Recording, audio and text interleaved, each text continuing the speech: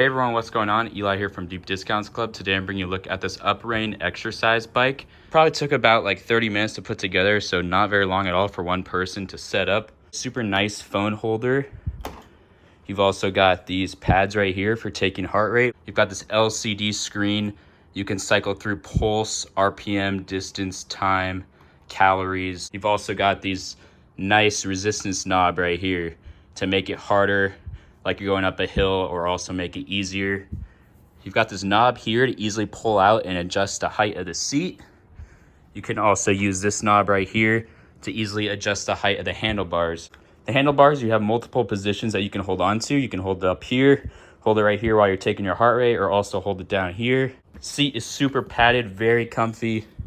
And you've also got these little straps to hold in your feet while you're pedaling. See there, you got that nice foam pad that provides resistance on the flywheel.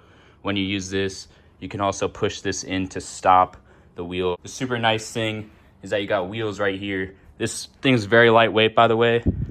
You can just go ahead and wheel this around, easily move it. Overall, I'm super impressed with this. Thanks for watching.